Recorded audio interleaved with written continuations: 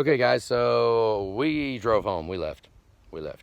Kind of head clearing moment. It was like, wait a minute, because Ford was going to give us 150 bucks. You know, that's their rubber stamp, 150 bucks. So I was like, yeah, that is not going to work. So I just got off the phone with him. We'll see what happens. I don't know that they'll even do what he says he'll do, but I mean, they asked, you know, what can... They were inviting, I guess, towards options. So what I asked for was $2,000 in all the parts if I put these injectors in. So if I put these injectors in the holes, and that pump is grenading as we speak right now, then I want $2,000 in all the parts to do it. I think that's fair. For a full set of injectors and a high pressure pump replacement should be pennies on the dollar for that. So I'm gonna gamble that they're gonna hold to it. So tomorrow we're gonna go ahead and put the injectors in the holes and go for it. Might as well put a new, we did pump fuel through every single one. I think Tanner has videos coming up probably, but I pumped fuel through all of them. There was metal in all of them, but there was no nasty crap. There was nothing nasty. So that was very inviting that we didn't have a bunch of, because when I took the fuel sensor out, the fuel rail pressure sensor, that thing had black stuff. I was like, where did that come from? I didn't get it. But I did see any more of it. So, and that was I think it was a new sensor. I'm pretty sure it was a new sensor, so they're gonna go ahead and do it, or halfway agree to it.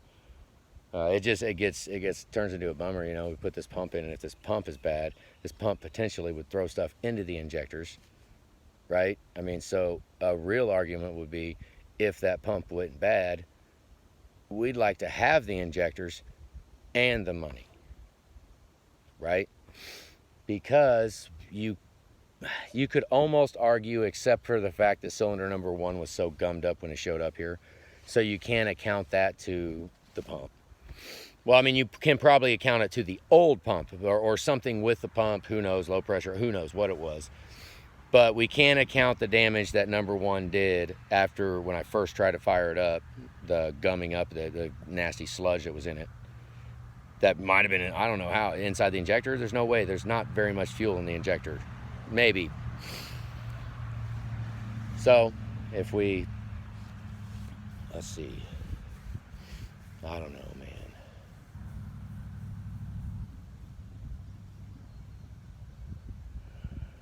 Cut all this out. Yeah, we'll cut all this out. I'm thinking, get my train of thought back again. Okay, here we go. So when the manager, who was the general manager, our parts manager, I'm not gonna say it was, but, well, John, he was taking care of it. That felt good. That felt good that he was like, yeah. He said, I'd like to keep you guys as a customer. I mean, some of these jobs, you know, like a partial order. We kind of quit doing full-on whole orders in one shot, because it's too many parts to check off the list when they come in the door. Break it up a little bit.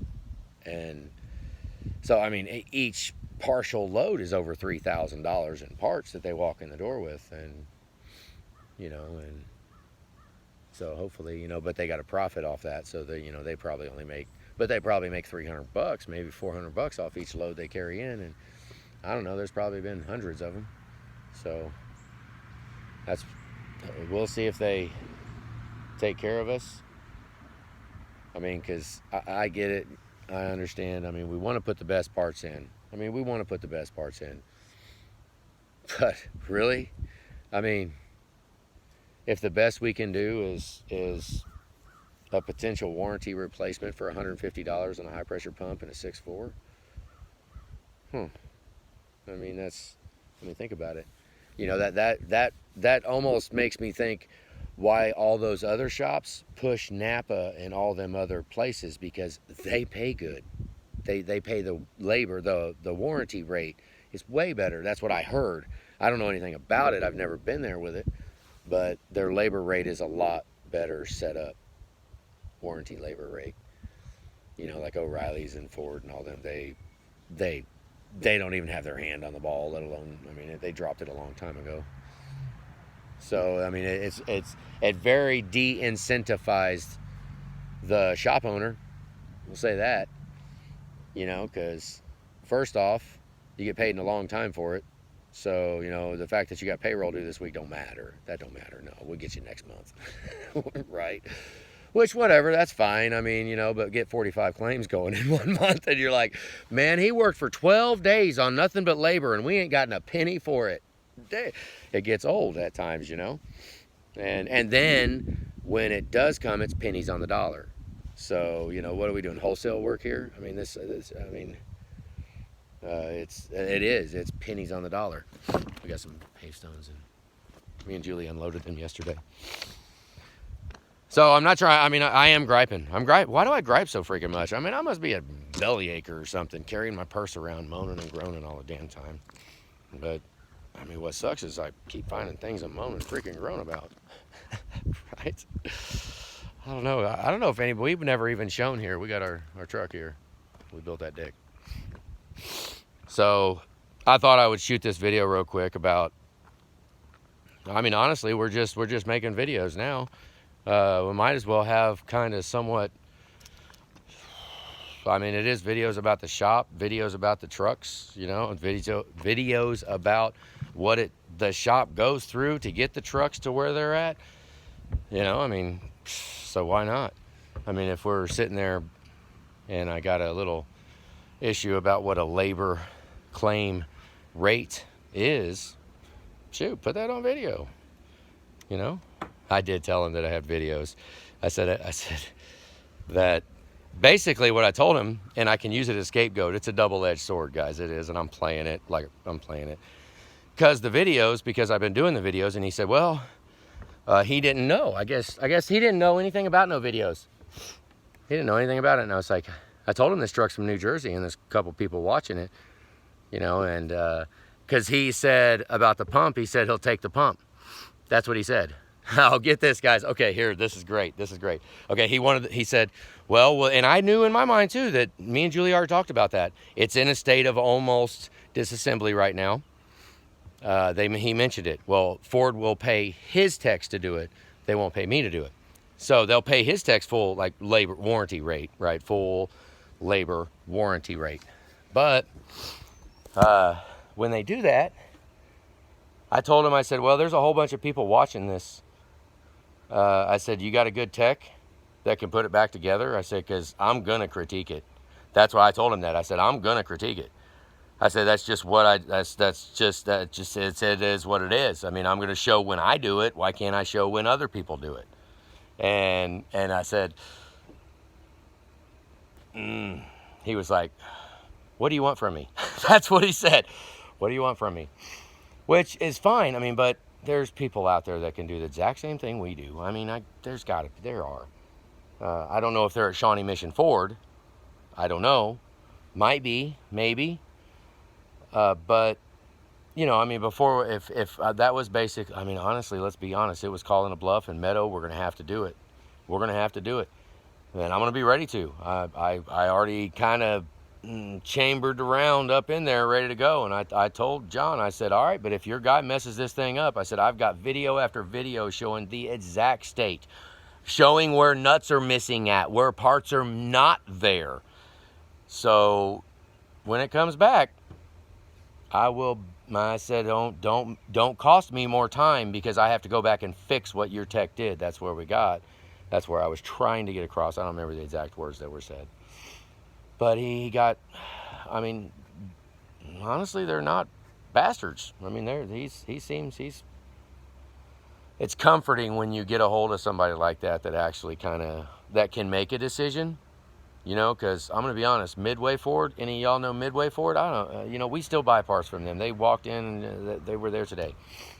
I don't know how many times, but I mean, that place is so big. I mean, I don't have near enough money for them to even care about. They tolerate me, is what Midway Ford is. So, you know, yeah. We quit with Midway Ford. Well, we didn't quit with them, but I'll tell you what, they don't care about nobody. You know, when it comes to a 5-man shop, yeah, no way.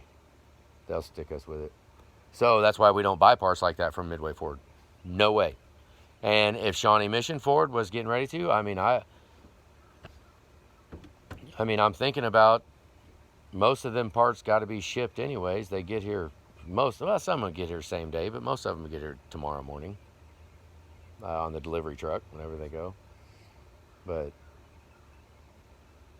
yeah, let's hope it works out. Let's hope I can. Honestly, the other side of it, let's hope it's injectors. You think it's injectors?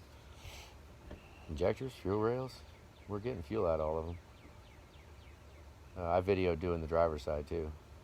It worked out pretty good. You can set them there. It was good. So, took a sample out of each one. They all had a little bit of metal. So, quick video. Not quick, but just keeping, updated on this. Something about this job just turned a little abnormal. So it's not quite business as usual right now. We're kind of in, I don't know what we are, but it definitely could go a lot smoother. A lot of stuff definitely could be a lot smoother with the job. So at a point like that, I'm not in a big hurry to shoehorn everything together and hurry up and get it out.